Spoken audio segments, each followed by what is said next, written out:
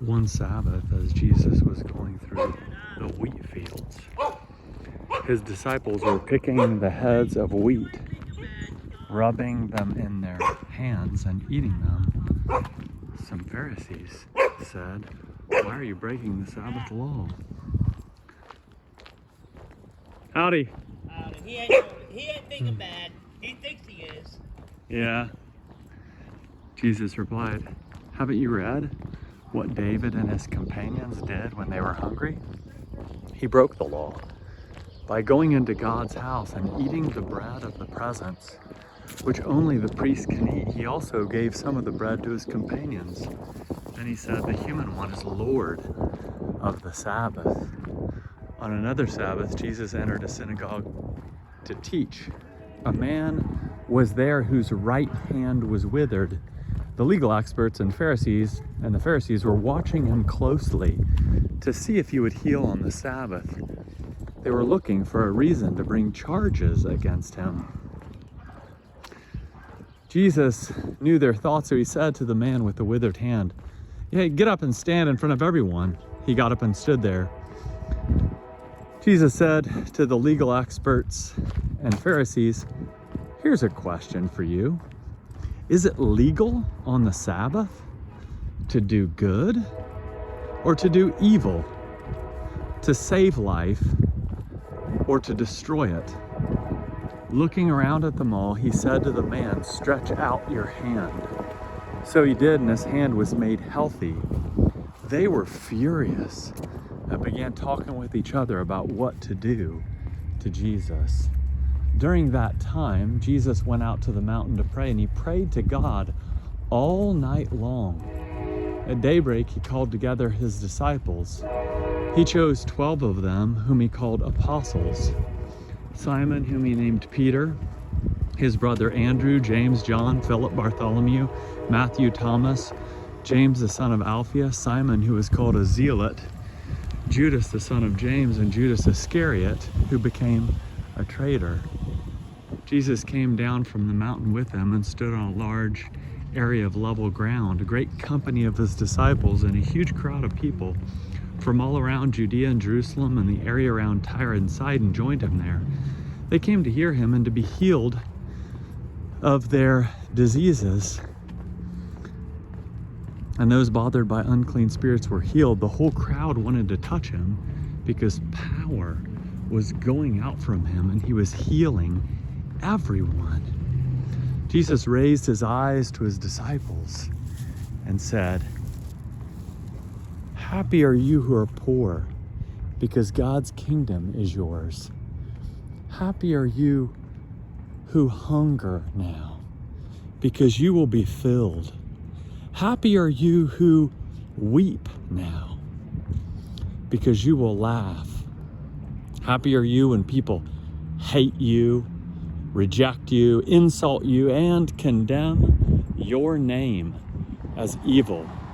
Rejoice when that happens. Leap for joy, because you have a great reward in heaven. Their ancestors did the same things to the prophets.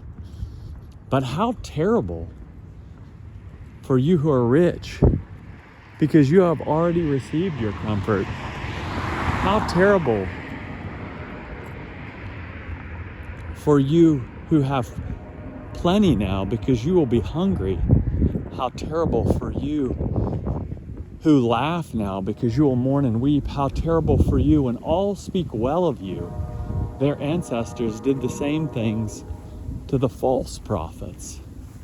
But I say to you who are willing to hear, love your enemies. Do good to those who hate you. Bless those who curse you. If someone slaps you on the cheek, offer the other one as well. If someone takes your coat, don't withhold your shirt either. Give to everyone who asks, and don't demand your things back from those who take them. Treat people in the same way that you want them to treat you. If you love those who love you, why should you be commended? Even sinners love those who love them. If you do good to those who do good to you, why should you be commended? Even sinners do that. If you lend to those from whom you expect repayment, why should you be commended? Even sinners lend to sinners, expecting to be repaid in full. Instead, love your enemies, do good, and lend, expecting nothing in return.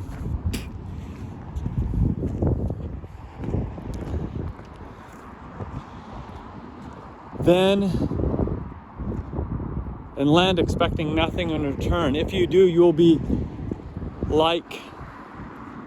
acting the way children of the Most High act.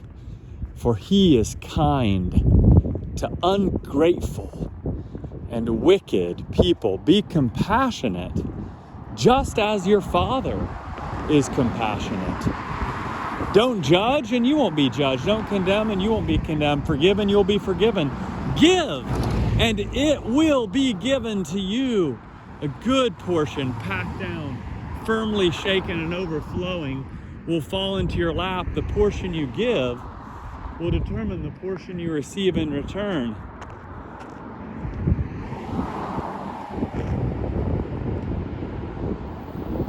Jesus also told them a riddle. A blind person can't lead another blind person, right? Won't they both fall into a ditch?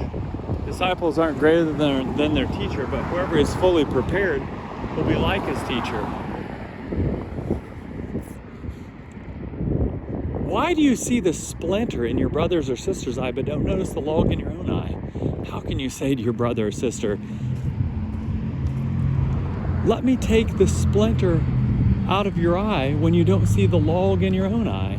You deceive yourselves. First take the log out of your eye, and then you'll see clearly to take the splinter out of your brother's or sister's eye. A good tree doesn't produce bad fruit, nor does a bad tree produce good fruit. Each tree is known by its fruit. People don't gather figs from thorny plants, nor do they pick grapes from prickly bushes.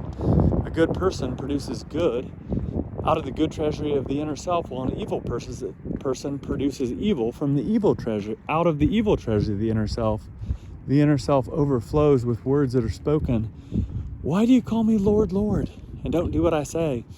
I'll show you what it's like when someone comes to me, hears my words, and puts them into practice. It's like a person who built a house by digging deep and laying the foundation on bedrock. When the flood came, the rising water smashed against that house, but the water couldn't shake the house because it was well built. But those who don't put into practice what they hear are like a person who built a house without a foundation. When the flood came, when the rain came, the floodwaters smashed against it and it collapsed. When the rising waters smashed against it, it collapsed. I think I'm forgetting that little part there.